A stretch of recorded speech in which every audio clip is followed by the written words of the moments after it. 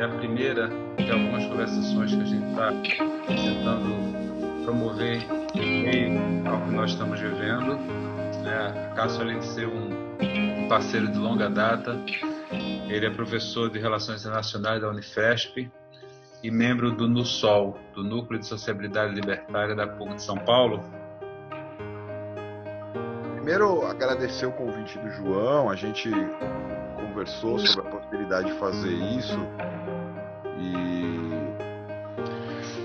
é sempre um prazer estar nas atividades da Soma, embora nessas condições seja bastante inusitado, digamos assim. E quando o João propôs o tema, né, confinamentos, cuidados e controles, eu pensei que seria interessante a gente pensar cada uma dessas palavras diante da situação que a gente está vivendo, né? Mas antes de falar de cada uma delas, como a proposta é pensar isso de modo anarquista, algumas coisas prévias se colocam, né? A primeira delas é que a gente tem um problema de cara com o próprio meio da conversa, né? Não que eu seja um tecnofóbico, enfim, eu uso, enfim, como todo mundo, esses aparelhos, dispositivos, aplicativos, tal, para uma série de coisas, mas a gente não pode ignorar que desde já a conversa se dá mediada por esses aparelhos, né? Quer dizer, na verdade, pela sobreposição de uma série de dispositivos no sentido técnico da palavra, né? O celular, o microfone, o laptop, a própria conexão, que aí também está mediada por uma série de elementos, enfim, desde a empresa que fornece o acesso à internet, passando por agência de regulação de comunicação e assim por diante. Então, de cara, isso torna bastante difícil você pensar numa conversa a partir da anarquia, né? Porque a mediação está interposta inevitavelmente, mas claro que a gente fez uma escolha de fazer a conversa mesmo assim, né? Ou apesar disso, melhor dizendo. E isso me coloca uma discussão que a gente teve já há algum tempo, sobretudo em meio à produção de um mestrado que foi escrito por uma integrante, uma pesquisadora do NUSOL, a Luísa Errara, à época orientado pela Salete Oliveira, onde ela chegava a uma conclusão de que não existe vida libertária na internet. E, de fato, não existe, não só por essa série de mediações, das quais eu falei no começo, mas porque a internet sempre foi, e cada vez é mais, um elemento de governo de condutas e produção de subjetividade também. E talvez a primeira coisa, ou o efeito mais imediato da declaração pela OMS, se eu não me engano, no dia 13 de março de 2020, de que o planeta vivia numa pandemia, foi uma hiperativação desses dispositivos. Quer dizer, de cara, trabalhadores de diversos ramos de atividade aí se viram obrigados a passar os seus trabalhos para esses dispositivos, né, o que se chama aí popularmente de home office. Nem todos, e vou chegar nisso também.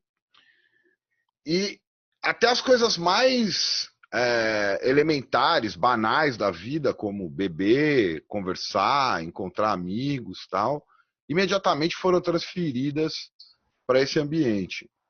E assim, falando muito de um ponto de vista pessoal e sem ter muita certeza no que eu estou falando também, né? Quer dizer, certeza assim, sem querer que o que eu fale seja uma grande verdade, eu acho muito esquisito. Talvez esquisito não seja nem a palavra certa. Eu acho muito incômodo. Isso mesmo que a gente está fazendo aqui. Como eu disse, não sou nenhum tecnofóbico, mas é evidente a diferença, ou melhor dizendo, é sensível a diferença no corpo, pelo menos no meu, de uma conversação, como eu já fiz mais de uma, dentro de uma sala da Soma, por exemplo. Ainda que essa conversação estivesse sendo gravada, transmitida pela internet, a questão é que as pessoas diretamente envolvidas nela estão mediadas por isso. E acho que essa é um bom ponto de partida para a gente pensar no primeiro ponto aí da proposta que você colocou, né? Os confinamentos. Hoje já está mais que consolidado e a gente ouve, lê, assiste o dia inteiro especialistas, virologistas, epidemiologistas, sanitaristas, dizendo que a melhor maneira de conter o avanço e espalhamento desse vírus é o distanciamento social. E é interessante porque até essas sutilezas, né, essas diferenças entre o distanciamento social e o que seria realmente uma quarentena, inclusive com controles violentos contra quem a fosse furar, até essas diferenças se perdem, né? Quer dizer, não se pensa na situação que está, onde, bom, ninguém quer ser infectado, mas também ninguém quer se tornar vetor do vírus para ninguém, então o melhor a se fazer mesmo é manter esse distanciamento social, mas imediatamente se experimenta isso como um confinamento, quer dizer, não se coloca isso em xeque na medida em que você pode encontrar outras saídas, não sei quais, para não viver isso como um autoconfinamento. Então, é inevitável lembrar, né, de que a gente já vivia, já desde o final da Segunda Guerra Mundial, talvez intensificado ali no final dos anos 80, a partir dos anos 90, uma passagem de um tipo de tecnologia de poder disciplinar, que não deixou de existir, que continua presente nas escolas, nas prisões, nos hospitais, para o que o Deleuze chamou lá de sociedade de controle. Então, se instaura aí uma espécie de paradoxo onde esse mundo que já vinha pelo menos há 3, 4 décadas experimentando um fluxo muito intenso de circulação de palavras, de comunicação, de pessoas tal, de repente se vê obrigado a parar, né? E eu acho que há nisso coisas até interessantes que podem ser prestadas atenção, né? Quer dizer, por exemplo, como que a vida reduzida ao que se chama de serviço essencial começa a gerar problemas para a economia ou coisa do tipo. Mas, como toda essa parafernália de controle a céu aberto já estava em funcionamento, você tem uma paralisação do corpo, mas uma ânsia de continuidade da hiperconectividade ou da necessidade full time de estar em contato mediado pelo aparelho. Então, no fundo, as pessoas que podem, que estão praticando esse distanciamento social ficando em casa, elas estão ao mesmo tempo mais ativadas por essa série de aplicativos de comunicação, sei lá, seja o Zoom, o Jitsi, os outros que já eram usados comumente, WhatsApp, Facebook, Twitter, Instagram, tal. Já tem surgido até uma série de piadas sobre, né, o medo que você tem de abrir a geladeira de casa e dar de cara com uma live. Mas em relação ao confinamento, a primeira coisa que eu colocaria como problema, não estou tentando dar a resposta para isso aí não, né? O que é esse paradoxo de um corpo que não sai de casa, ou que sai muito pouco de casa, mas que ao mesmo tempo a sua inteligência está sendo sugada por essa série de dispositivos? Isso coloca, pensando ainda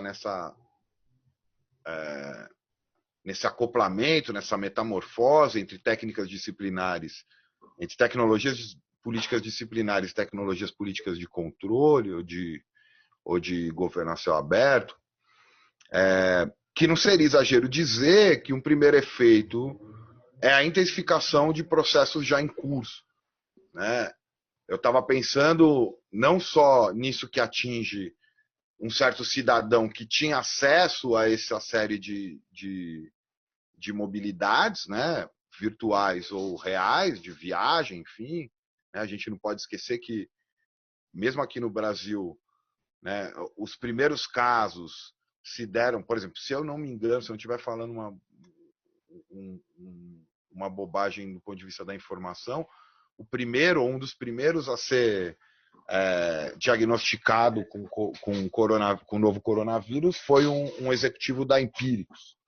Né? Então, quer dizer, ele primeiro chega por esses cidadãos que circulavam pelo mundo, e agora o grande medo é o espalhamento, principalmente nessa outra camada social, digamos assim. Mas, dependente disso, para esse cidadão que tinha acesso a essa série de fluxos de circulação, há intensificação de processos. Então, ele vai estar muito mais online, os dados deles estão sendo colhidos por uma quantidade muito maior de empresas de comunicação, até por isso, né, você falou no começo, teve gente que reclamou do uso do Zoom, mas acho que cada um aqui pode se perguntar a quantidade de aplicativos que ele deu acesso à câmera e ao microfone nessas 2, 3 semanas de distanciamento social. De maneira que, ao contrário do que algumas análises das inúmeras que foram feitas aí se colocam, eu diria que não sei se a palavra confinamento é a mais adequada para caracterizar isso, mas me parece que esse é um efeito que tende a criar continuidade, né? Quer dizer, o uso disso para fazer reunião, né? Há toda uma discussão dentro, por exemplo, das escolas e das universidades, né? Que isso seja um momento para a definitiva instauração do EAD, principalmente para ciências humanas.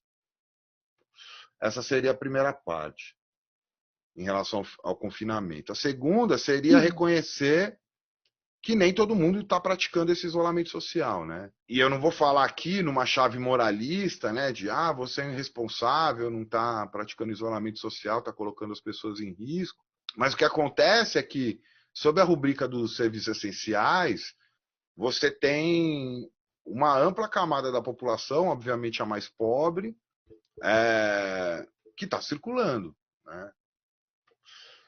Motoboy, carteiro, cara que trabalha na padaria, o cara que trabalha na farmácia, e ainda com problema maior, porque, sob o pretexto do isolamento, as empresas de transporte coletivo reduziram a oferta do serviço, e aí se tem redução de gente, mas tem redução do serviço também.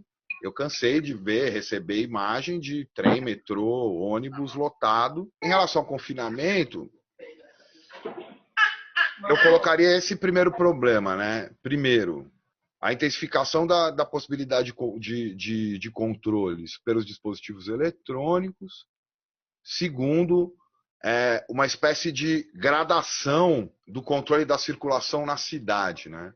Quer dizer, você já tinha nessa passagem, né, nessa metamorfose, nesse acoplamento entre sociedade disciplinar e sociedade de controle, uma generalização do governo sobre as ruas, né? Por drones, por GPS, por mapas de calor, por câmeras de circuito integrado, por programas de controle da criminalidade, por programas de combate ao terrorismo, né? Sei lá, para ficar no exemplo aqui paulista, né? O Detecta, desenvolvido pela Motorola, foi criado pela Prefeitura de Nova York logo após aos ataques do 11 de setembro. Se eu não me engano, o prefeito de Nova York na época era o Bloomberg, quando ele ainda era republicano, não agora como democrata. E esse programa foi vendido numa parceria de cooperação técnica internacional, de uma coisa que eles chamam de paradiplomacia entre as duas cidades, né? Na verdade, entre a cidade de Nova York e o estado de São Paulo, para a instauração disso aqui. Bom, isso já existia e me parece que isso vai se intensificar. E aí, quais serão esses cidadãos da cidade que, por força da necessidade ou dos serviços essenciais, vão circular e, por isso, colocar o seu corpo em risco, ou se tornar também um risco potencial para as outras pessoas. Para fechar esse ponto, eu estava conversando com uma amiga que vive em Barcelona e ela divide apartamento com outras duas meninas, uma marroquina, ela é brasileira, e uma francesa, e ela estava notando como que lá na Espanha, onde há imposição de uma quarentena com controle repressivo da circulação, a francesa costumava sair com certa regularidade, inclusive sob protestos das suas companheiras de apartamento, porque estavam com medo de isso fazer com que elas se contaminassem, enquanto a marroquina saiu uma única vez e a francesa, saindo várias vezes, nunca foi abordada pela polícia. A marroquina, a única vez que ela saiu, ela foi abordada pela polícia. Então, quer dizer, outros recortes continuam em funcionamento a despeito dessa sensação de que a emergência da pandemia mudou tudo. Deve estar mudando, vai mudar algumas coisas, mas outras ou vão se intensificar ou vão ficar aí. Então, nessa diferenciação intensificada que já existia, a gente vai para o segundo ponto, né, que é a questão dos cuidados. Bom, primeiro que não se trata de fazer um discurso anticientífico ou negacionista ou coisa do tipo, mas é preciso se problematizar o enorme poder que os enunciados de autoridades médicas e sanitárias receberam do dia para a noite, né? Quer dizer, não receberam do dia para a noite, eles sempre tiveram um poder bastante considerável na sociedade, mas a disputa política que há, e no Brasil ela é bem evidente, ela tenta se escorar numa certa neutralidade da ciência. A gente volta para uma relação bem elementar de uma relação autoritária, que é você tem que aceitar tudo que for determinado porque é pelo seu bem. Quase como aquele pai ou mãe que espanca o filho e depois diz assim, é para o seu bem, você vai entender uma hora, ou mais para frente você vai me dar razão, ou coisa do tipo. De maneira que a imposição de um cuidado, ela é sempre a ativação de uma relação de governo, né? Então, ainda que se reconheça a necessidade de uma série de cuidados, acho que é importante não retirar ele do campo de decisão da pessoa. Isso leva ao que alguns grupos, eu li uma série de textos que estão circulando, enfim, de grupos espanhóis, de grupos italianos, de grupos estadunidenses, grupos brasileiros, né, da necessidade de se debater, discutir, procurar saídas para o que seria um autocuidado, né? Quer dizer, de como não entregar a sua saúde para uma autoridade ou mesmo para uma outra pessoa, ainda que essa outra pessoa esteja revestida da autoridade médica, sanitária, enfim. E é interessante porque muito se falou do sucesso do modelo chinês, o sucesso do modelo chinês de controle da epidemia, sempre acreditado a capacidade de centralização das decisões, né? Quer dizer, o Estado chinês imediatamente cercou o Wuhan, aí impediu com que o vírus se alastrasse, rapidamente testou todo mundo, instituiu aqueles alertas a partir de uma coisa que chama 4chan, não é 4chan, WeChat, que é o WhatsApp dos chineses, e que o governo tinha acesso a esse seu WeChat e qualquer movimentação sua você era classificado com um sinal verde, amarelo ou vermelho, que era um sinal de periculosidade, que não coincidentemente responde às mesmas cores, seja de um semáforo de trânsito, seja dos alertas, por exemplo, de perigo terrorista nos Estados Unidos depois do 11 de setembro. Então é possível produzir um cuidado, inclusive atento a não implicar outras pessoas nisso, sem que se esteja submetido a essa autoridade médica e sanitarista e nem a essa centralização de decisão capaz que tem a ilusão de controle total, porque acho que isso tem que ser dito também, principalmente para quem defende o modelo chinês. Né? No fundo, esse efeito de que a China consegue controlar porque ela tem essa centralização é uma ilusão, porque o vírus pode sair por qualquer lugar, ele pode, né, se propagar de uma maneira que a gente não sabe. Mais do que isso, é preciso lembrar que a própria capacidade dele de espalhamento tão rápido tem a ver com o processo de centralização que dá nas grandes cidades, em grandes aglomerados, enfim. Né? Existe uma vida pré-vírus que preparou para a chegada dele, né? Se é que eu estou sendo claro ao dizer isso. Né? Não que se sabia que ele ia chegar, mas quando ele aporta numa cidade como São Paulo, por exemplo, a concentração populacional, enfim, a densidade demográfica, favorece esse espalhamento rápido. Né? A própria interdependência, né, numa cidade onde você precisa para coisa mínima, tipo comer, você precisa de uma rede comercial, o vírus se propaga com mais facilidade. E aí eu diria que, ao contrário da defesa do modelo chinês, se a gente já tivesse uma vida mais descentralizada, provavelmente o espalhamento do vírus teria mais dificuldade.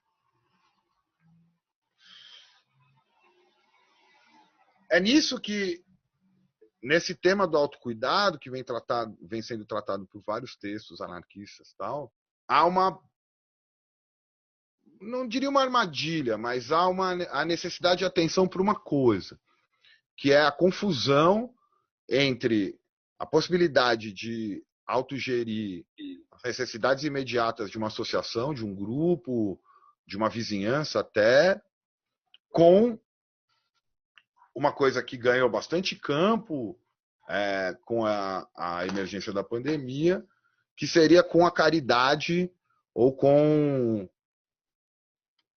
o que a gente poderia chamar de bom mocismo, onde todo mundo tem que ajudar os mais vulneráveis, os mais frágeis e assim por diante. Seja lá qual for o juízo moral sobre isso, você está numa relação hierárquica, né? Quer dizer, eu que posso, que estou aqui no meu apartamento, na minha casa, com dinheiro, com condições, vou ajudar os coitadinhos, tal. Porque há também nessa conduta caridosa, né, a expressão de um medo, né? E o medo é que esses que já eram rondados pela morte, que já tinham as suas vidas incertas, não por causa de um vírus, mas porque a polícia podia matar, mas porque a fome era uma possibilidade, mas porque a cadeia era um destino regular, eles podem, na confusão que se instauram, dizer assim, opa, peraí, né? Por que eu estou me submetendo a isso? Por que eu estou vivendo assim? Então, nenhum Estado como o brasileiro aprova uma lei para dar uma merreca de 600 conto para as pessoas porque ele é bonzinho ou se preocupa com a vida daquelas pessoas. Aquilo ali é medo que aquelas pessoas se revoltem.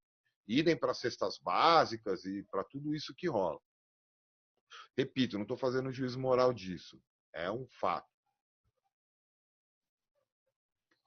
Então, é preciso diferenciar nessa hora caridade, solidariedade, que virou uma palavra bastante desgastada, não só de hoje, e o que seriam práticas de apoio mútuo, porque para chegar nos controles, né, no fundo, uma série de medidas que estão sendo tomadas em nome de salvar a saúde das pessoas, em nome de conter a distribuição do vírus ou coisa do tipo, nada mais é do que o medo de quem governa essa sociedade, empresários, políticos, militares, que a coisa fuja do controle, né? Que uma situação não esperada, uma situação inesperada, faça com que as pessoas repensem a sua posição dentro dessa sociedade. Bom, como eu falei no começo, né, não há nenhuma novidade na intensificação desses controles, né? Quer dizer, nada do que está sendo acionado aí de presença militar nas ruas, como se tem na Itália e na Espanha, né, aos controles de celulares, condutas com cartão de crédito ou instalação de drones, foi inventado por conta da pandemia. Eram questões que já estavam colocadas. E colocadas por uma sociedade que já vacilava na sua capacidade de produção de ordem, né? Eu penso que, pelo menos desde 2008, embora isso, para mim, já esteja mais ou menos colocado desde as crises dos anos 70, 73 tal, a própria ideia de crise, a ideia de que a representação está em crise, a ideia de que a economia está em crise, a ideia de que se vive numa crise, se tornou a própria forma de governo. Quer dizer, sempre em nome de conter uma crise, sempre em nome de atravessar uma crise, sempre em nome de reparar algum dano, esses controles se ampliavam, né? Sei lá, muito tempo nas Américas era a questão do narcotráfico, em algum momento no norte do planeta estava mais focada na figura do terrorista, mas a instabilidade estava colocada já tem um tempo. Veja, se a gente ficar um registro mais recente, a crise dos subprimes em 2008 teve como resposta imediata o surgimento de uma série de movimentos de rua, né, como os indignados na Espanha, o Occupy Street nos Estados Unidos, né, as chamadas primaveras árabes. E de lá para cá, nenhuma força política conseguiu se colocar como capaz de produzir um período de estabilidade, sei lá, ao nível do que foram os 30 anos dourados do capitalismo, Zé Maria. Né, ali do final da Segunda Guerra até os anos 80. Então, esses controles eles já estavam se expandindo, e não só como controles ligados aos aparelhos computo-informacionais, mas como uma conduta mesmo das pessoas que, em nome do bem comum, cuidavam umas das outras, mas, para falar o português claro, policiavam as condutas umas das outras. O que o vírus introduz, talvez, seja que esse risco ele se torna agora virtual, quer dizer, ele existe e não existe. Eu estou falando virtual não no sentido computacional da palavra, né? Mas ele é quase como se em algum momento ele vai se realizar, ele vai se atualizar, e ele é sobretudo invisível, né? O vírus não tem cara, não tem etnia, não tem gênero. Então ele pode ser mobilizado para a contenção de qualquer fração da sociedade. Embora é óbvio que ele não atinge as pessoas de maneira igual, né? Com certeza, a hora que os casos se intensificarem, falando agora no Brasil, né, a gente já sabe, por exemplo, que quem tem acesso, para falar em São Paulo, aos hospitais de ponta, como Einstein ou o Sírio-Libanês, vai ter uma maior possibilidade de acessar um respirador do que uma pessoa que usa o serviço do SUS ou que mora em alguma periferia da cidade. Então, esse risco virtual e invisível torna todos os corpos virtualmente perigosos, né? Eu já tenho reparado, não sei se eu que exagero um pouco as coisas, mas nas ruas, quando você vai fazer uma atividade banal, tipo ir no supermercado, as pessoas já tomam distância. Às vezes, mesmo com quem você já tem uma relação, há todo um novo sobressalto do toque corporal que ainda não dá para se prever qual vai ser a continuidade ou o efeito disso. Eu tenho a impressão, e é só uma impressão, uma sensação, eu não tenho dons premonitórios, mas isso vai mudar bastante a forma das pessoas se relacionarem. Uma outra coisa que preocupa, né, quer dizer, esse risco virtual invisível, esse corpo que se torna potencialmente perigoso de contaminação e de ser um agente contaminador. A terceira coisa seria uma adesão voluntária a esses controles que se dá simultaneamente por uma imposição de necessidade. Então, quer dizer, bom, vai fazer o quê? Então, a partir de agora, sei lá, as aulas serão em EAD, a partir de agora eu não posso mais... É que eu fico pensando em umas coisas bem banais, assim, por exemplo. Como que vai ser um jogo de futebol? Entendeu? Como que vai ser 40, 50 mil pessoas dentro de um estádio? Como que vai ser uma manifestação de rua? Imagina se, de repente, a tropa de choque tem uma espécie de AIS na manga que diz que a aglomeração se tornou um risco de disseminação de algum vírus e ela tem que ser dispersada. Tudo bem que eles nunca precisaram desse tipo de desculpa. Se não tivesse essa, eles podiam inventar outra. Mas o problema não está na polícia, o problema está na capacidade de produção de consenso que isso vai ter. Quer dizer, as pessoas vão falar, não, realmente, não se pode mais ter, sei lá, mais de 10 pessoas dentro de uma sala, ou coisa do tipo. Não sou epidemiologista, não sou sanitarista, não sou nada disso aí, não pesquiso no campo das ciências biológicas e médicas. Mas me parece que esse tipo de vírus e de mutação viral é um dado do nosso tempo. Quer dizer, é muito provável que em sei lá quantos anos, não sei se muitos, não sei se poucos, outro vírus como esse apareça. E como que a gente vai lidar com isso? Né? E aí, será que a partir de agora a gente vai achar que de fato a gente deve manter uma certa distância das pessoas? Que de fato não é mais possível estar dentro, sei lá, de um show, de um jogo, de uma manifestação ou coisa do tipo? O que eu penso é que, independente das respostas para uma série de perguntas que eu coloquei aqui, para as quais eu não tenho a resposta, é preciso perguntar desde já qual é a vida que está se colocando aí. Né? Que vida que se quer viver, mesmo sob o risco dessa contaminação. E eu não estou aqui querendo registrar isso num cálculo de risco próprio do pensamento liberal. Né? Quer dizer, eu ficar aqui dizendo, bom, quanto vale eu arriscar isso em face do quanto eu vou ganhar? Mas de qual vida se quer viver mesmo, né? Esses dias eu estava conversando com uns amigos e eu lembrei do caso de uma integrante de um grupo francês chamado Os Cangaceiros, a Andrea Doria, que ela tinha um problema de saúde. Andrea Doria era um pseudônimo dela, né?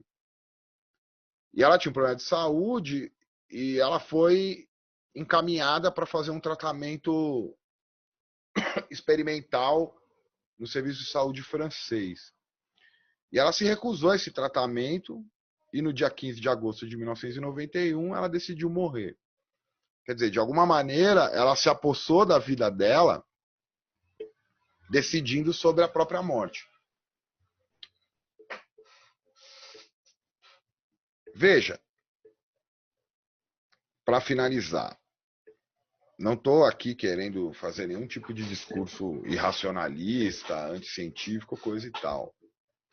Mas a vida, ela não é um simples dado biológico, né? A vida é o que a gente também vive.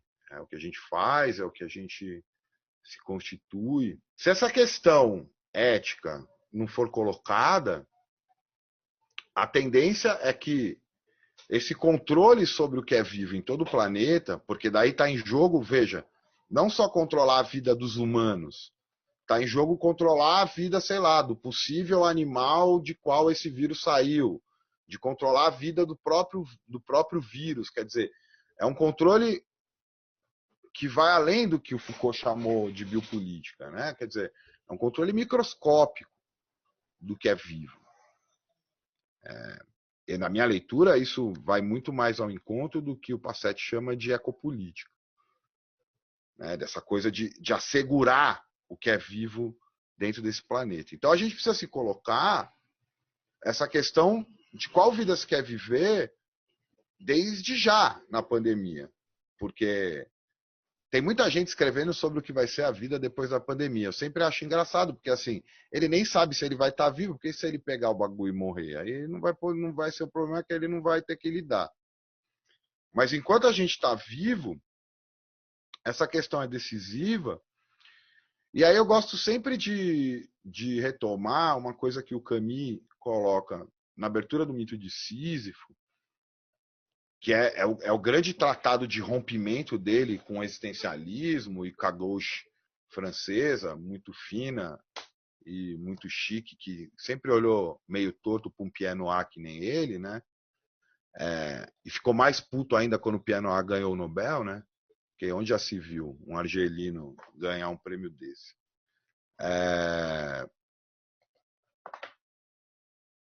Ele diz no mito de Sísifo assim, ele fala a questão fundamental da filosofia é o suicídio. E ele chega à conclusão que não vale a pena, porque a vida é um absurdo e é justamente o fato da vida ser um absurdo que torna ela algo sobre o qual a gente pode imprimir esse sentido. A vida não tem sentido, então quem imprime sentido somos nós. E quem faz romper com isso, né, a atitude que leva ao rompimento com esse absurdo da vida, para ele vai desenvolver isso no livro seguinte do Mito de Sísifo, é a revolta. Por quê? E aí, por que ele fala que isso é a questão fundamental da filosofia? Eu não estou aqui querendo falar num registro filosófico, mas porque existem verdades que são solenemente ignoradas, mesmo que elas sejam evidências incontornáveis. E a principal delas, ele vai dizer, é o fato que todo mundo é mortal. Quer dizer, eu, você, todo mundo aqui vai morrer. E ele diz que se a gente vivesse realmente com isso na cabeça, a nossa vida seria muito diferente. Então, se tem uma coisa que esse vírus veio lembrar, e que eu acho que pode ser uma coisa muito interessante, é exatamente isso.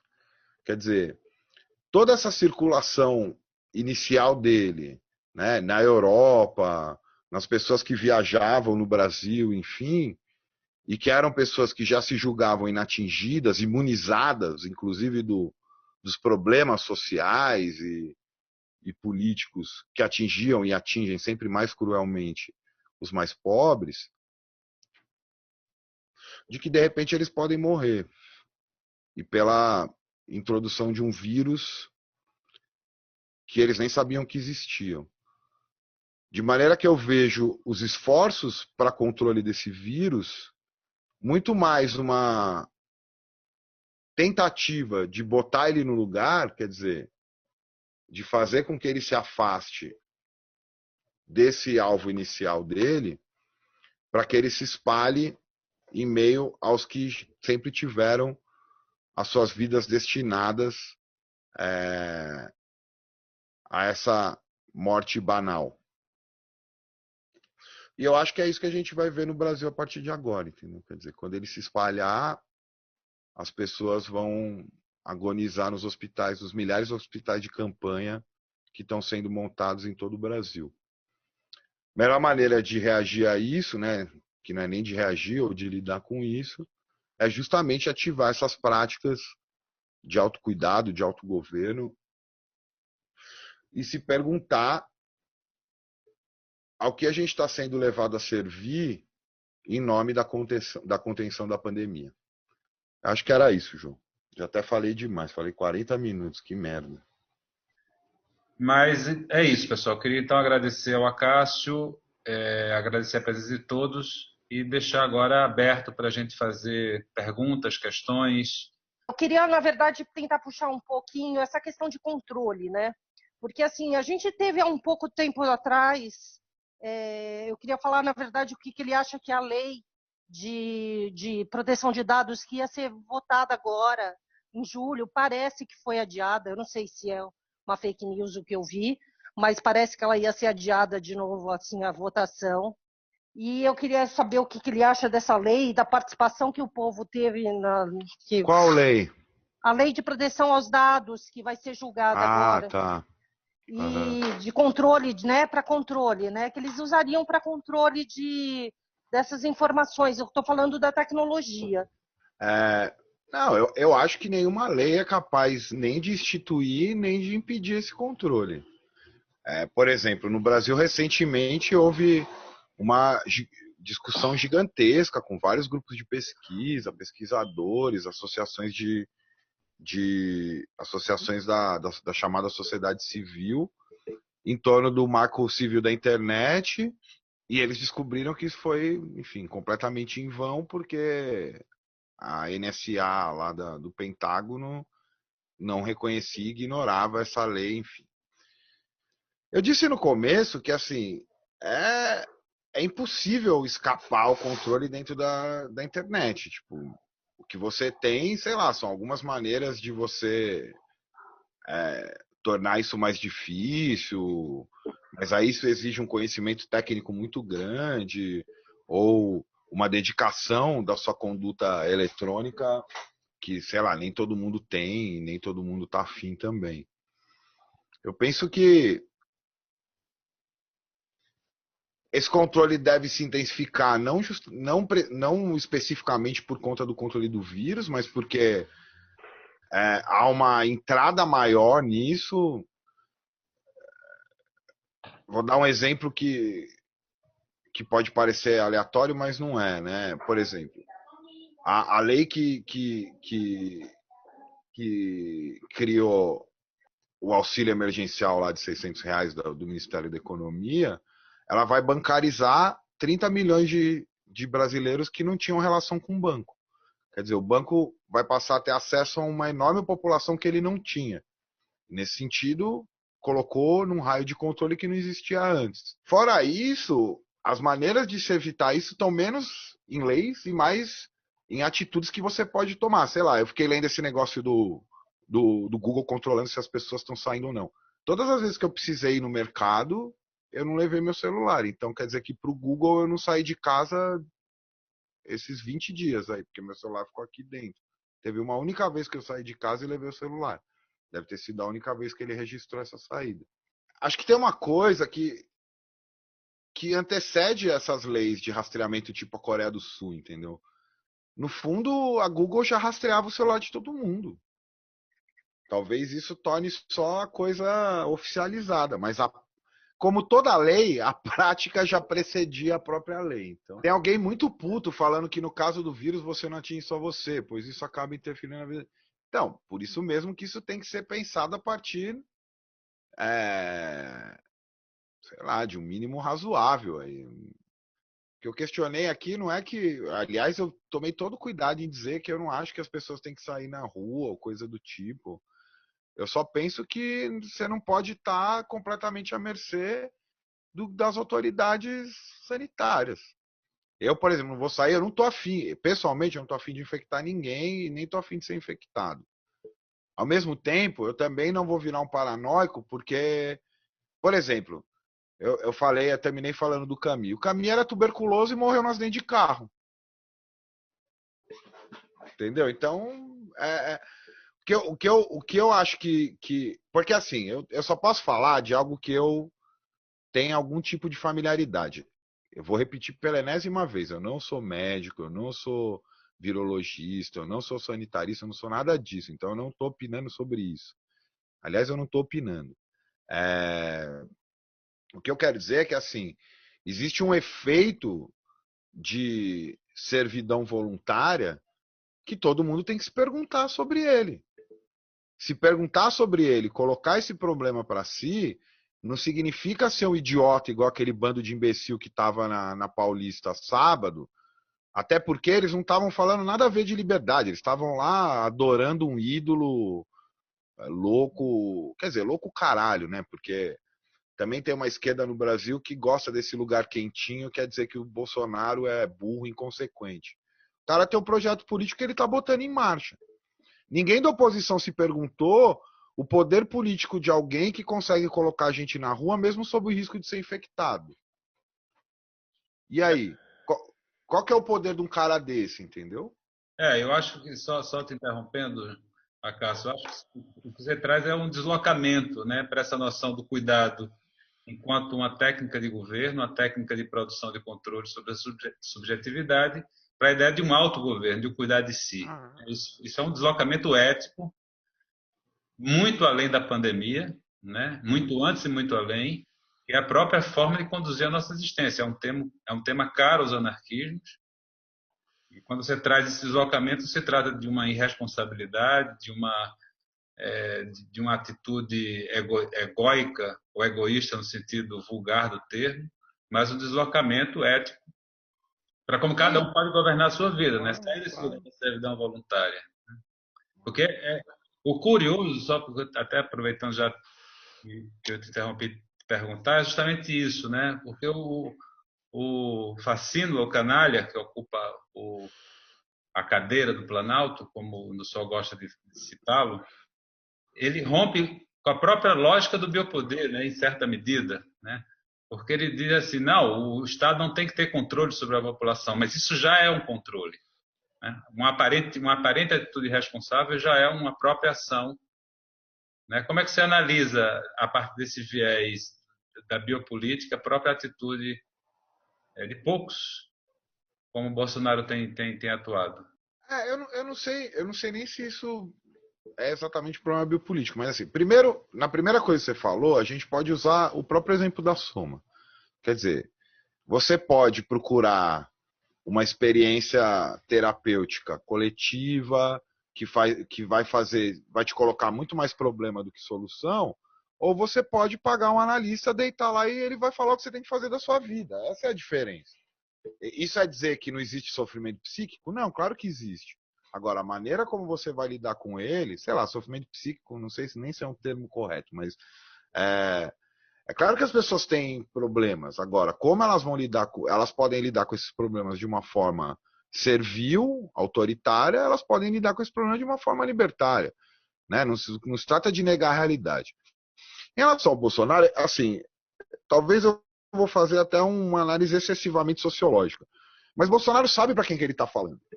Ele está falando para um cara que, de fato, que se ele não sair de casa, ele não vai ter o que comer. Entendeu? E ele aposta nisso. Existe um fenômeno no meio de lumpen no Bolsonaro. Entendeu?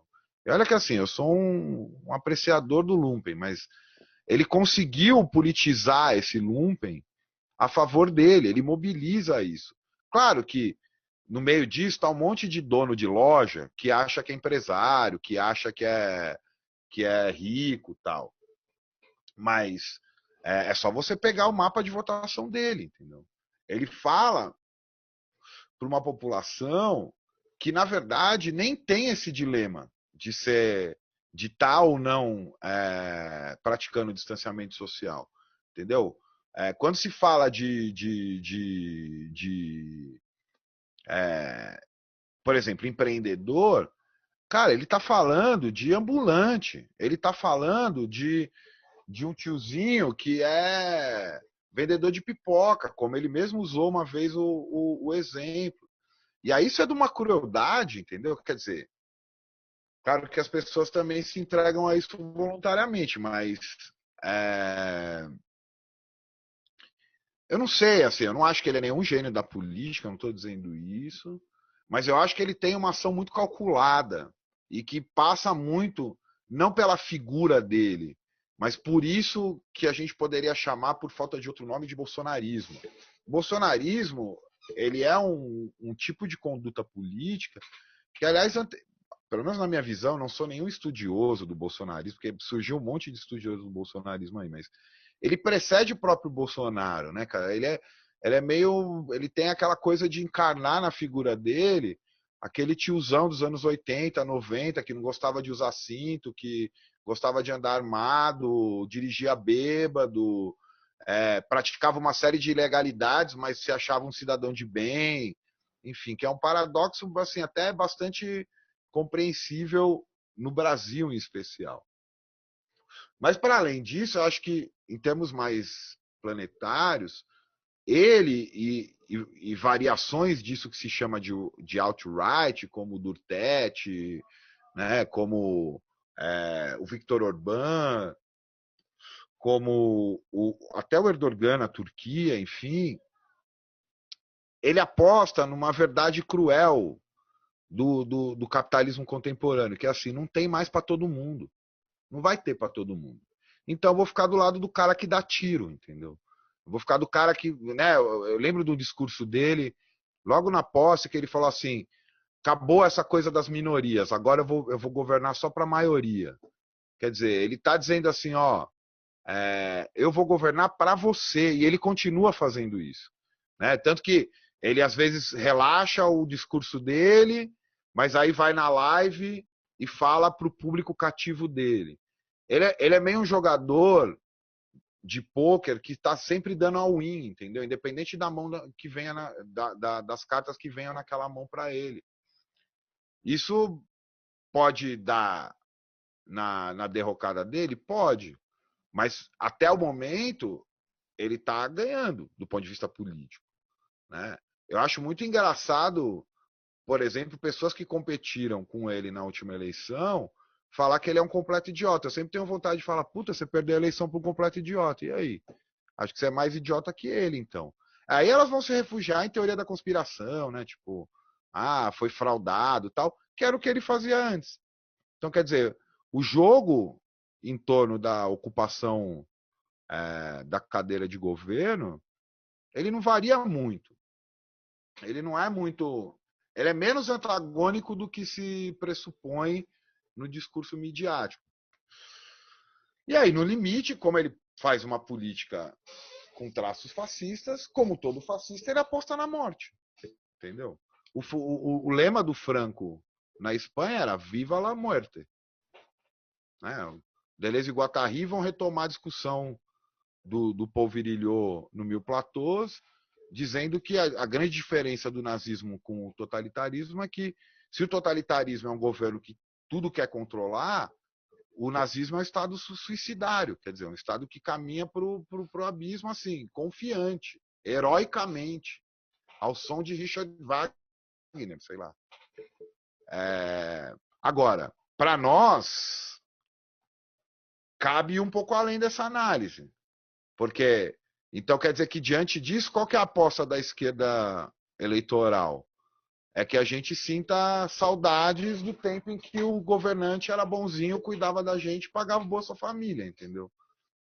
Não me parece que é essa a alternativa que a gente tem que trabalhar. Agora, que ele não é errático, eu tenho quase certeza que não, entendeu? Que ele calcula o que ele está colocando minimamente com uma cúpula dele, sei lá, por um investimento em questão de rede social. Cara, ele é cercado por militares, né? Que são sujeitos dados à estratégia, à logística, enfim.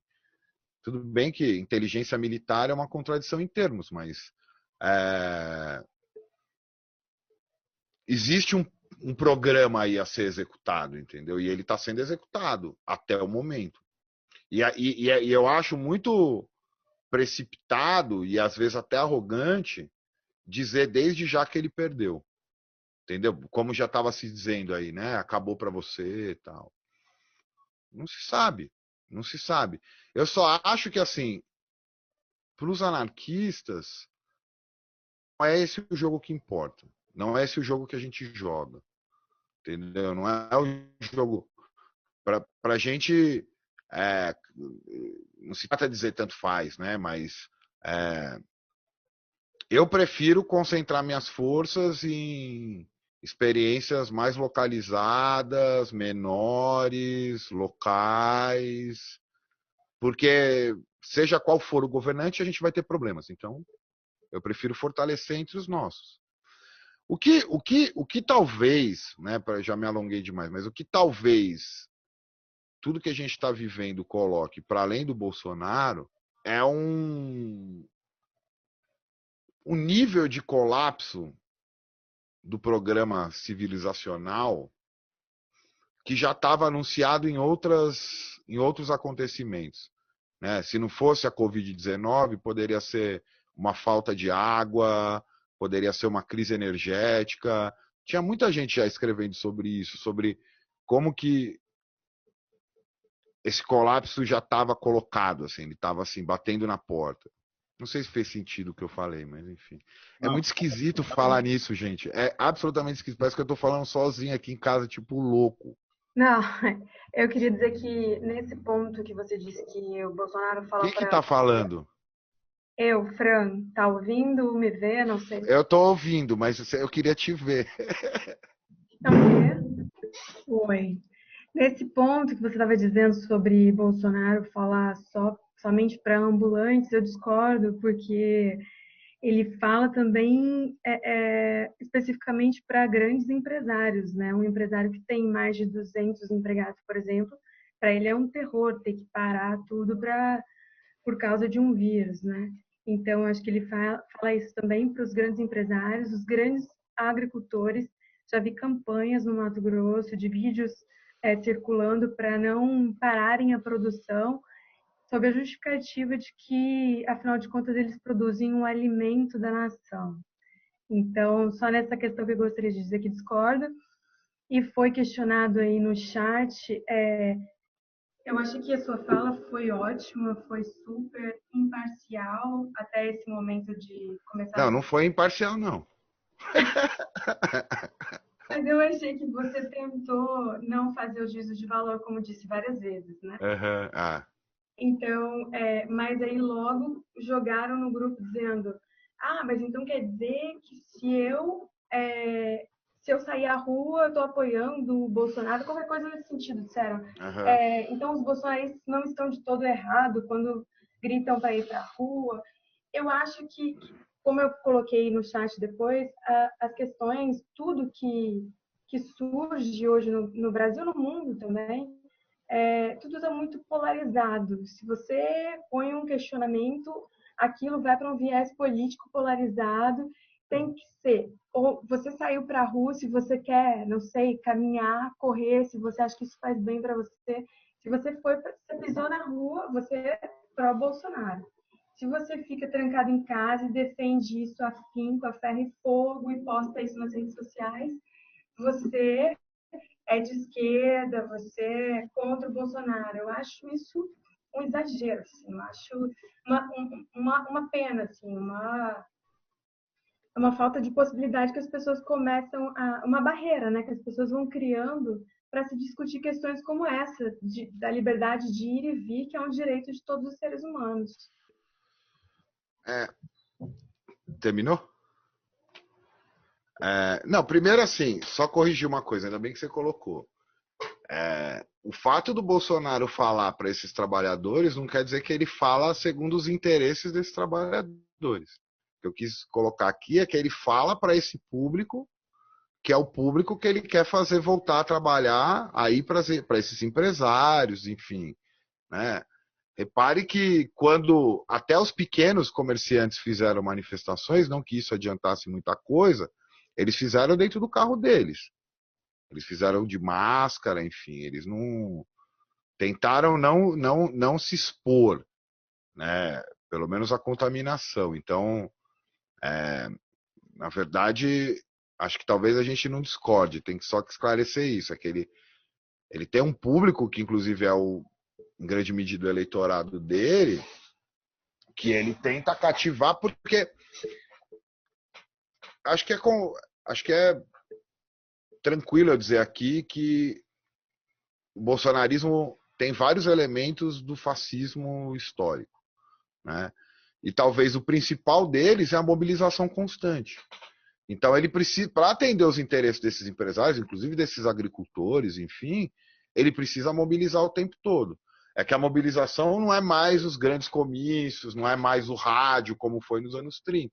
A mobilização é isso, é rede social, religião pra caramba, né? Ele postou hoje ou ontem um vídeo no canal do YouTube dele, com os evangélicos rezando, uma narração toda emocional, dizendo que ele sobreviveu, que foi Deus que cuidou da vida dele e que por isso que ele não morreu, ele não ia deixar a filha dele de 7 anos órfã, uma coisa assim.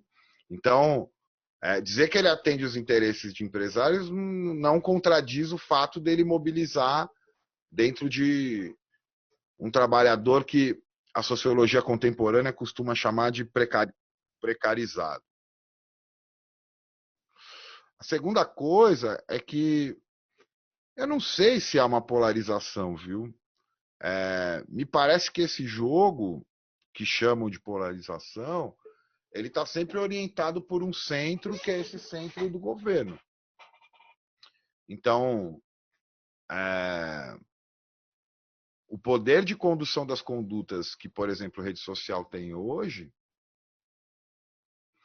ele tem menos a ver com traço ideológico e mais a ver com essa ativação constante, entendeu? Então, por exemplo, uma plataforma de qualquer aplicativo de rede social digital, ela não está lá muito interessada se o que você posta é de esquerda ou de direita, contanto que você poste, contanto que você continue produzindo os engajamentos que faz ela existir.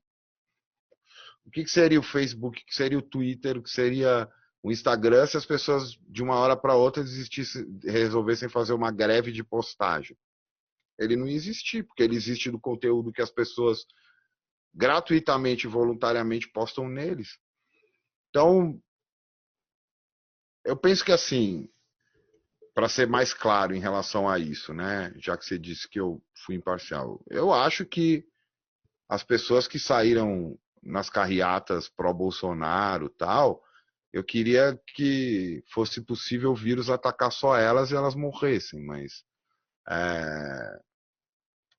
como isso não é possível, e como eu vou repetir, o jogo para mim não é esse, a gente precisa pensar em quais os cuidados são possíveis fora desse jogo, entendeu? Eu não estou em casa porque eu sou pró-Bolsonaro ou porque eu sou pró-Haddad ou qualquer coisa do tipo. Eu estou em casa porque eu reconheço, a partir de uma série de informações, enfim, que é preciso tomar cuidado e, enfim, eu não quero me infectar, não quero infectar meus amigos, né? Não se trata de uma decisão nem emocional e nem irrefletida. Eu só acho que é preciso ter uma atenção a toda a tecnologia de poder que está sendo mobilizada em torno disso. Quer um exemplo bem simples? Um texto da Federação Anarquista de Turim, quando a coisa estava mais feia lá, quer dizer, ainda está, né? Mas quando a semana que estourou, eles soltaram esse texto na semana que estourou na Itália. Eles disseram uma coisa simples e verdadeira, que é: nenhum centavo foi retirado do financiamento militar para mobilizar a compra de máscara, instalação de UTI, compra de respirador, entendeu? Eu não consigo ver, nem nos governantes, nem nos banqueiros, nem nesses empresários, mesmo os mais bonzinhos que estão fazendo doação, que estão se vangloriando nos jornais da televisão de que eles não estão mandando seus empregados embora, eu não vejo aí nenhuma preocupação com a vida de ninguém, não. É uma preocupação em que a situação da pandemia não atinja o controle que eles já possuíam sobre as pessoas, enfim, sobre uma série de coisas. Então, como romper com isso? Eu não estou aqui para dar a receita sobre isso. Eu só acho que seria pertinente se perguntar sobre isso. Isso não tem nada a ver com apoiar o Bolsonaro, não apoiar o Bolsonaro, apoiar isso ou apoiar aquilo. Eu acho que a gente nem devia estar falando do Bolsonaro, para ser bem sincero. Você consegue me ouvir? Consigo. Então, deixem de pensar na minha imagem e vamos virtualizar a nossa conversa sem imagem. Bem, em primeiro lugar, foi um prazer estar convosco durante esta uma hora e meia, e no meu entendimento, a excelente apresentação do Acácio Augusto leva-me somente a fazer 2 ou 3 perguntas, ou uma pergunta só. Bem, para já, o problema que o amigo e querido Acácio Augusto problematizou, é um problema da espécie humana. É um problema da espécie humana. É um problema biológico e um problema social, fundamentalmente. Bem, ao longo da história, que eu me perceba, ou que nas leituras tive a oportunidade de fazer, a pneumónica, em 1918, a Primeira Guerra Mundial, e outros vírus não foram problematizados historicamente como agora o são, com medo, com ignorância. O que se pergunta quais as razões que estão na origem disto tudo. Eu acho assim, Zé. Primeiro, eu entendo quando você diz que, de repente, a natureza quer chutar a espécie humana. Acho que ela tem toda a razão de fazer isso. Mas eu acho que o problema de enfocar a questão por aí pode criar um certo fatalismo no que a gente está vivendo, que eu acho complicado, né? Como se a natureza fosse uma espécie de entidade externa ou, ao contrário, né? O próprio humano fosse uma entidade que a natureza atinge. Mas, se eu fosse interpretar a partir do que eu penso, o que você disse, o fato é, a vida se tornou insustentável. O que eu ia dizer é que a questão da anarquia está colocada sob qualquer circunstância. Eu tenho pensado muito nisso a partir de uma coisa elementar, que é, se realmente, por exemplo, a gente se vê numa... Até cheguei a conversar isso com o Zé em outro momento. Numa situação de quarentena imposta total, a gente não tem nem onde fazer comida. Tipo, quer dizer, o tipo de dependência que o capitalismo criou, principalmente para os citadinos, para as pessoas urbanas, tá na hora da gente começar a pensar nisso, assim. Quer dizer, tem uma terra aí para a gente plantar, tem, né? O Zé Maria já tá nisso há um tempo. Então eu acho que é o momento acho que a única resposta pertinente ao que está acontecendo é a anarquia, inclusive no sentido de descentralização, de diminuição do gigantismo desenvolvimentista, produtivista do capitalismo contemporâneo. Bom, boa noite aí para todas as pessoas. Boa noite. A Cássio aí, João, obrigado aí pela conversa, que achando bem massa. O que eu ia perguntar, cara, é o seguinte: eu tenho uma sensação, assim, um pouco começando daquela frase do Chomsky, né, dos sintomas mórbidos de que o novo está nascendo, mas o velho ainda não foi embora, e aí a gente ainda está nesse meio termo, onde um monte de coisa esquisita está acontecendo. Só que, sei lá, me parece que esse período tá grande demais, sei lá, parece que a gente está nessa janela de que as coisas vão finalmente mudar, e é óbvio que isso tem a ver com as crises que são inatas do próprio capitalismo em si, como modelo, mas sempre surge uma nova crise que parece que é a que vai ser a mais estrondosa, e aí me parece que surge uma nova inflamação e algumas coisas ganham novas forças e ganham novos ares, mas sempre surgem, como você falou, né, essas novas outras forças que vêm ganhando espaço,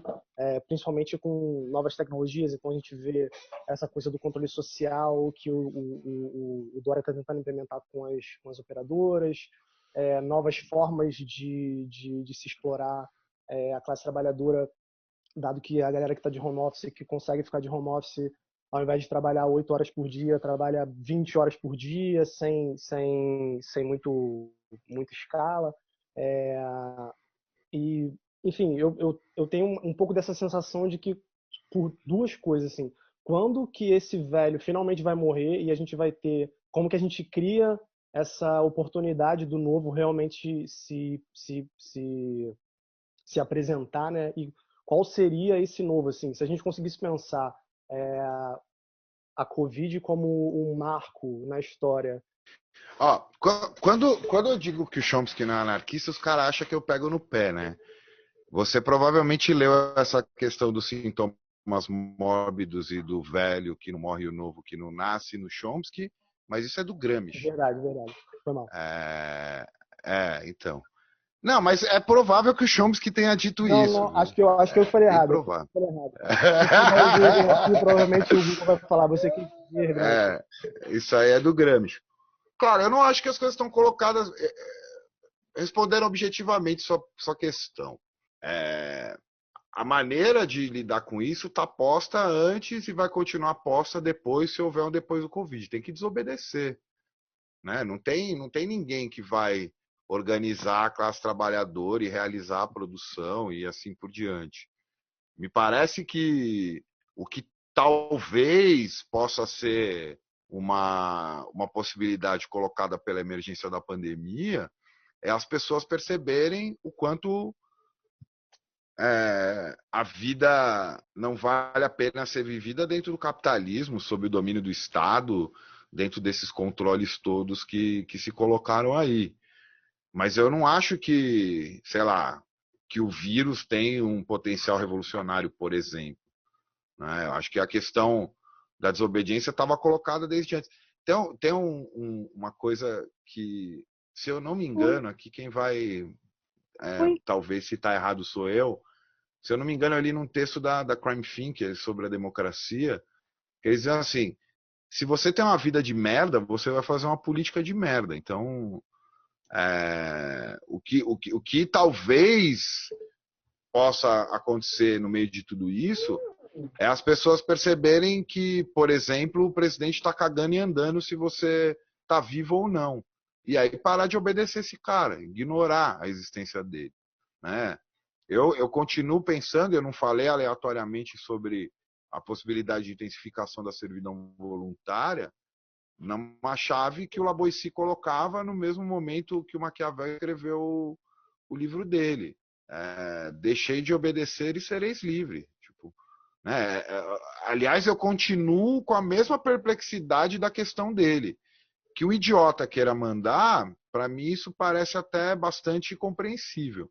Eu não entendo como tanta gente, né, obedece, sendo que esse sujeito não tem nem o poder nem a ciência. Então, por exemplo, né, eu tenho um amigo que é carteiro e ele tentou conversar com os colegas de sessão dele de que seria um absurdo continuar trabalhando sobre as condições que os Correios queriam que ele trabalhasse, só que ele não foi ouvido nem pelos colegas nem pelos sindicatos. Ele parou de trabalhar. Ele descolou um jeito lá, um atestado, uma parada assim, enfim. O problema é como que as pessoas continuam aceitando o que é colocado para elas. Porque esperar que alguém vá dadivosamente conceder essa possibilidade, isso sim é utopia, não a anarquia. A anarquia é uma possibilidade de estar colocada com Covid, sem Covid, antes do Covid, depois do Covid. Vou repetir, aí eu paro, que às vezes eu fico rodando no mesmo lugar, mas por que as pessoas se submetem a trabalhar sem EPI? Né? Por que as pessoas acham ok os milhões que são gastos para salvar os bancos, os negócios? Eu não sou economista, mas faz as contas aí. Eu acho que deve ter saído mais dinheiro de dentro do cofre público para salvar a empresa do que para pagar 600 conto. Que tinha gente de esquerda comemorando e ficaram puto porque eu falei assim, bom, vamos fazer o seguinte, se você acha que 600 conto é ok, vive você com 600 conto por mês. Vive aí, quero ver.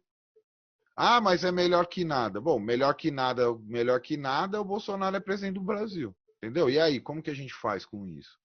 Entendeu? Acho que é essa questão que a política moderna sempre colocou de que é preciso um programa, um plano a ser executado que vai cumprir todas as tarefas de matar o velho, fazer o novo nascer, enfim. Chama uma dola, mano, uma parteira, sei lá.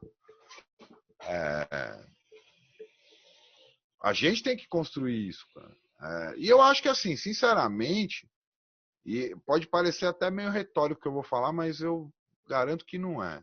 Eu continuo achando como o do Ruth. Nós trazemos um mundo novo em nossos corações e ele cresce a cada dia que passa. Ele está aí, ele cresce a todo momento, ele existe na relação que eu tenho com várias pessoas que estão nessa sala aqui, João, Zé, Edson, enfim. O que a loucura, no sentido popular da palavra, é como as pessoas, mesmo sob essas condições, continuam se submetendo. Vou repetir a questão, acho que também foi, de uma certa maneira, colocada na questão do Zé Maria, não é assim de nação, classe, etnia tal. Mas morrer... eu até no comecinho da situação de epidemia aqui no Brasil, eu fiz essa brincadeira um pouco macabra, né? Eu falei, será que uma parte considerável da população brasileira vai experimentar incerteza do futuro, medo da morte e medo que seus parentes morram? Isso é o que um monte de gente já experimenta todo dia, com Covid e sem Covid. Qual é a nossa relação de exploração com o próximo e com o animal não humano e com o meio ambiente também, né? Minha opinião, gostaria de deixar essa consideração e agradecer também e falar para o Acácio, que o Acácio disse que está sufocando, e eu vou dizer que esse vírus sufoca literalmente, né? A gente morre sufocado, né, por ele. E é isso. Obrigada. Primeiro que então você esclareceu aí que você viu em outro lugar isso, porque acho que nem eu, nem o Zé Maria, e a Carla já se posicionou aí também, falou isso, até porque é fácil localizar esse discurso que você trouxe. O problema, por exemplo, principalmente na fala do Zé Maria, ele colocou uma questão civilizacional. Isso em relação a problema ser humano ou não, até porque a categoria humano é uma categoria mais ou menos recente, né? Se perguntar para o indígena o que é um humano, ele não sabe muito o que te responder. Talvez hoje até saiba, mas enfim. E quanto à questão das pessoas saberem ou não, eu fiquei pensando, conforme estava falando, na questão de consciência, né, meu?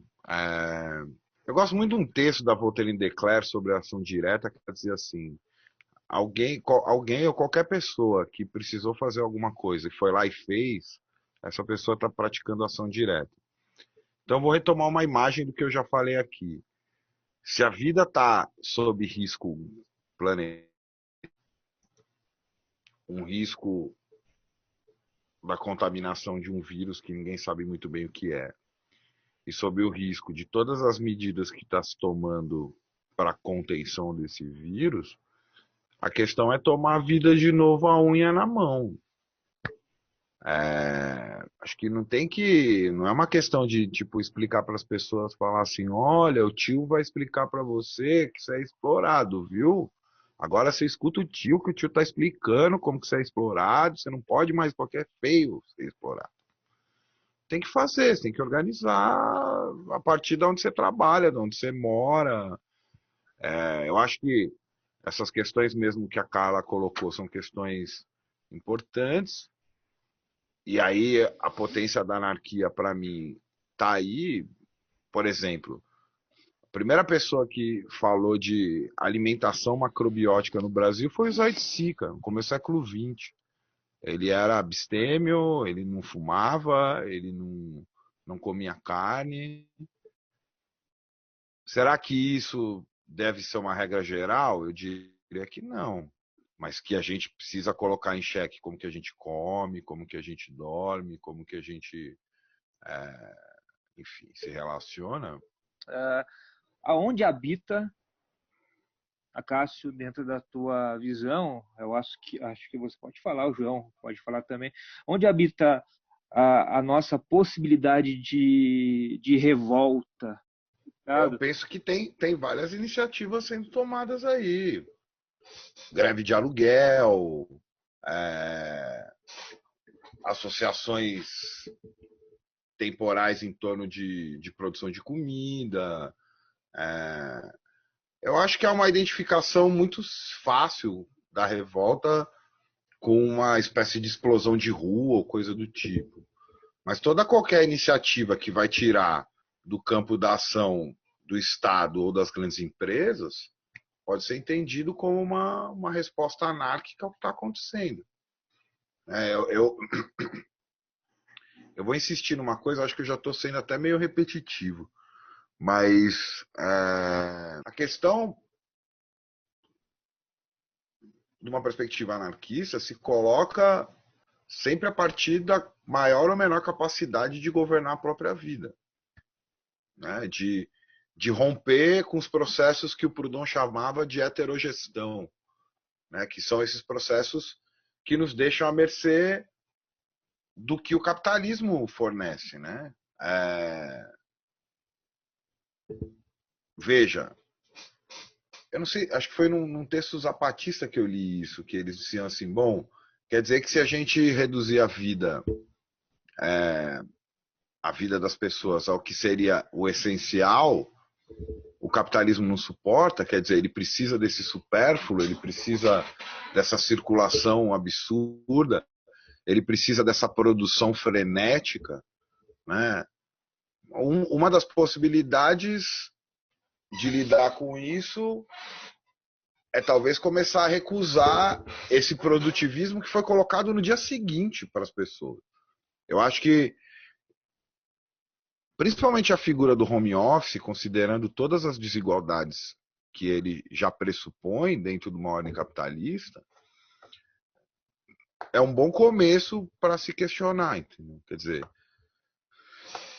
há um medo muito grande de vários trabalhadores de que se descubra que o que ele faz é bullshit job, né? É trabalho de merda, que não serve para nada, o fundo é colocado só para ocupar, para que ele não possa tomar conta da própria vida. E há também aqueles que querem mostrar serviço, enfim, que querem continuar produtivos e tal. Acho que tem, quando eu falei da servidão voluntária, era menos no sentido de dizer que as pessoas são conscientes ou não do que elas estão servindo, e mais no sentido de que, principalmente no momento em que há um necessário distanciamento social, uma atitude meio Bartleby, assim, eu prefiro não, eu não vou fazer isso eu não vou fazer, isso não, agora não, acho melhor não, talvez seja um bom caminho aí para se experimentar como recusa de servidão, entendeu? Não, isso eu não vou, isso eu não quero. Aí isso eu não vou, sabe? Pensar no momento em que a vida é quase que empurrada por uma questão de vida ou morte, o que seria negociável para você? Qual o limite da quarentena ao qual você não seria submetido? Né? O que você realmente não abre mão, mesmo em nome de salvar a humanidade? Sinceramente, não é a minha pretensão dar resposta a nada disso agora. Se colocar essas questões, eu acho que é importante. Né? E isso atravessa. Nisso eu concordo com o Zé Maria. Assim, atravessa todas as formas de. Vou usar um termo da sociologia estadunidense, de etiquetamento social. Entendeu? É a partir do seu lugar que você resiste, é a partir de onde você está. Não existe condição ótima de produção de resistência. Enfim, eu acho que, para finalizar, há uma expansão muito grande dos controles, há um investimento muito forte nos confinamentos, há um cuidado que se dá como governo sobre as pessoas. Mas eu acho que tem muito empresário, político, militar com o cu na mão. Eles estão cagando de medo. Eles estão com medo das pessoas, de repente. Bom, como que um governo igual o governo brasileiro, é uma miséria 600 conto. Mas para um governo como esse, que ainda passa o ridículo de chamar isso de Corona Voucher para dizer que não está sendo contraditório com todo o programa liberal dele, de repente libera tanto, né? Tanto não, né? Mas libera uma grana para as pessoas mais pobres. É medo. Por que que empresário aí está organizando jornada solidária, entrega de cesta básica? Ele está com medo que as pessoas vão lá buscar a comida dela. E tem que buscar, mano. Tem que buscar. Não tem essa. Entendeu? É sem massagem, mano. Porque o que eles querem é que todo mundo atravesse isso. Aliás, eles continuam fazendo acreditar isso, né? De que isso é uma coisa que vai passar, tal. Já era, a gente já foi atingido por esse negócio. Então, talvez esse seja um momento muito importante de produção de um modo de vida que não seja condizente com isso. As coisas, quando a gente olha para a história no sentido mais amplo, as transformações foram muito mais banais do que a modernidade faz acreditar. Tem uma parte dos anarquistas que foram muito encantados pelo positivismo, tal, e aí por isso eu tenho algumas diferenças com eles. Mas eles também, por ter uma visão um pouco mais próxima da biologia, eles tinham mais clareza de que as transformações não seguiam o modelo da grande golpe da Revolução Francesa. Tem um texto maravilhoso do Élisée Reclus que chama Tudo Muda na Vida Física e Social. E ele começa a dizer como que uma montanha se forma. É um processo muito longo, muito lento. E cada montinho de areia que foi lá colaborou para que hoje a gente visse aquela coisa monumental na nossa frente. Então as transformações, a política moderna tenta fazer acreditar que a transformação vai se acontecer na grande noite revolucionária e no dia seguinte tudo vai estar mudado. Eu penso mais nessa transformação que veja, não confunda isso com etapismo, não, é que assim, a gente, principalmente para as gerações mais novas, né, a gente é tomado por uma subjetividade muito acelerada pelas redes sociais, pelos sofrimentos do tipo ansiedade, síndrome de pânico e tal. Talvez esse seja o momento de falar assim, ó, calma. Sabe assim, uma coisa meio camisa 10, assim, Ademir da Guia, mata no peito, põe no pé, olha pro campo, opa, onde que eu vou lançar a bola agora?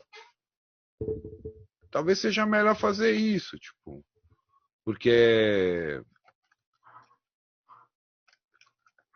os próprios pensadores da nossa sociedade, né, as figuras pensantes e tal, eles correram muito rápido da resposta para tudo que está acontecendo.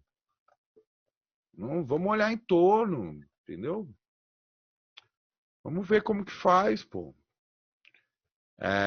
Que nem dizem os sertanejos, né? Devagar também é pressa, pô. Mas é isso, valeu, João. Como sempre, é bem legal. Eu comecei meio esquisito, depois acho que deu uma soltada e parece que funcionou, assim, para ser bem sincero. Não, olha, funcionou demais. Eu agradeço muito ao Cássio, porra, de novo, parceirão de vida.